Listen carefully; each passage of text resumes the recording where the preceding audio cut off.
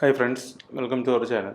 In this video, we will be examining how can we connect our existing express.js application to a Postgres database and query from a dummy database table and send that data as a JSON response from our application. So these are the steps that we need to complete in order to connect to the database and query from the database.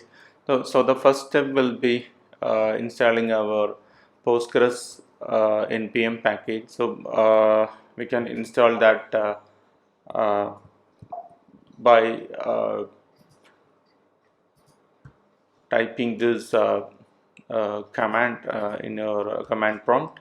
So I will be installing this pg library first. So npm install pg will fetch the required Postgres package to our application. So this step is now completed. So the next step will be creating our actual database that is required to query the data from the database. So for this step, we will be using this pgadmin for creating the database and creating the table. So we have already this Postgres and pgadmin installed. So I'll be creating a new database. So the database name will be express app, and inside this express app you will be creating a dummy table so that we can query the data. So inside this table database we will be creating a dummy user table. So the table name will be users, and we will be adding few dummy columns. So we'll be adding an id column and name column,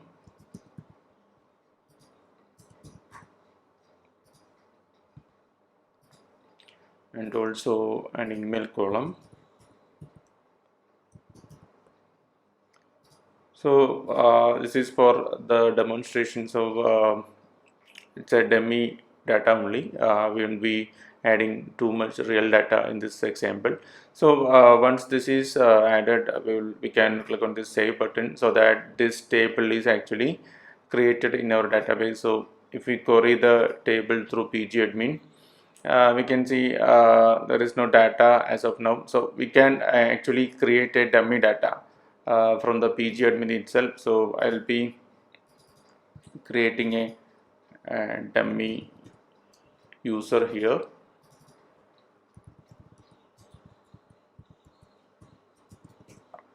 and maybe we can add one more user.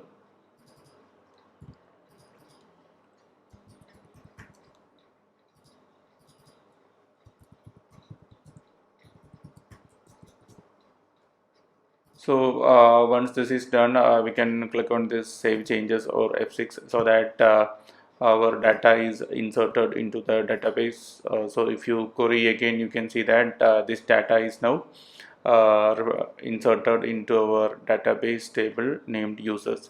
So our second step is completed. We have created the database and the table with the required data. So the third step will be creating a connection pool. So we need to use that pg library in order to connect to the Postgres database so that we can query the data. So for that I'll be creating a new folder named config. So inside this config folder we will be creating our database file. So using this file we can query the database and pick the data. So the first step will be we can import this pool from our Postgres pg library that we just installed. So this pg is the npm package that we just installed. So using that we can connect to the database. So we'll be creating a new connection pool here. So this will be new pool, and using our database credentials we can connect to the database. So it has this user. So in my system, username is Postgres, and we can provide password. So in a real world application, we will not be putting the real username and password here, but this is just for a demonstration. So we are using this directly in our source code. In a real world application, we will be using environment variables or any other methods to put the username and password. And so our next parameter is the host. So host will be localhost, and we have the port parameter. So default port number is 5432 for the Postgres application. So it may change if you change the port number during the installation. And finally, we have to provide the database name as well. So in our case, the database name is express app. So once this is completed, we have to uh, import this so that we can use this connection pool in our routes for querying the data. So we will be exporting this.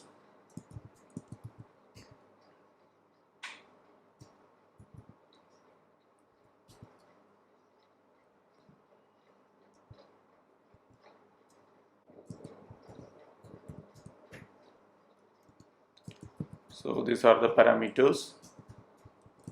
So we will use the pool dot query here.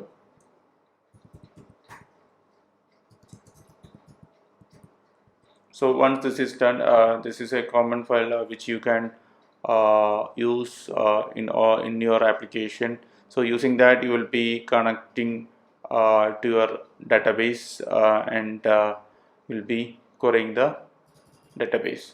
So once this is finished, our connection pool creation is completed. So the final step will be querying the data using the connection pool.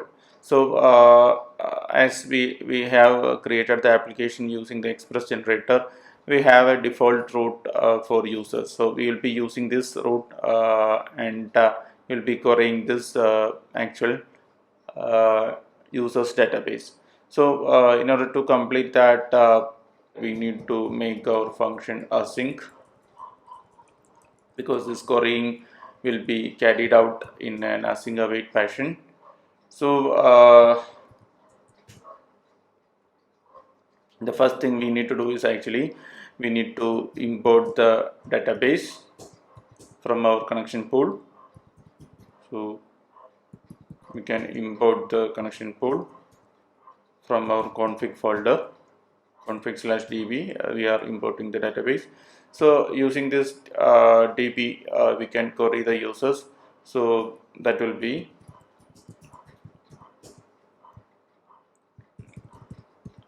we need to use a try catch, because there might be chances of errors. So we have to implement that query in a try catch block. So we are querying the users.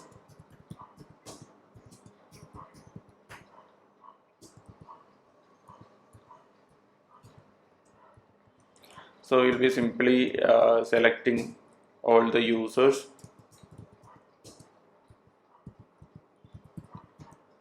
So this will select all the users from the users table in our Express app database, and we can send that data directly as the API response.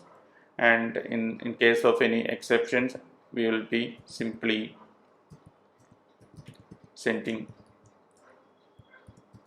internal server error.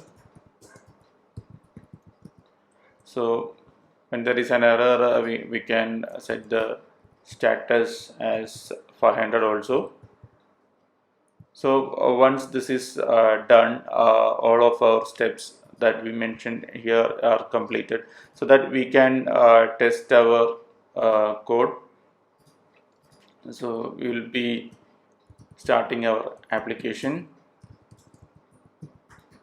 So once the application is started, you can see there are no errors. That means all of these are working. So let's check in our browser whether we are getting actual users from the database. So we will be checking the users route. For that, we can open localhost colon 3000/users, and so this has actually printed the data as well as some other information from the database. So we need actually only this rows from the database, so that we will get only the data in the response, so that we can send users.rows as the response. So once that is done, our node will automatically reload the application. So once this code change has been made, we can retest it. So you can see that the actual data from the database we got once this code change is made. So this is how you can actually connect Postgres database from your Express application. So in a real world application, we will be using some ORMs. So in the upcoming videos, we will be examining more advanced features of Express.js. So stay tuned for more.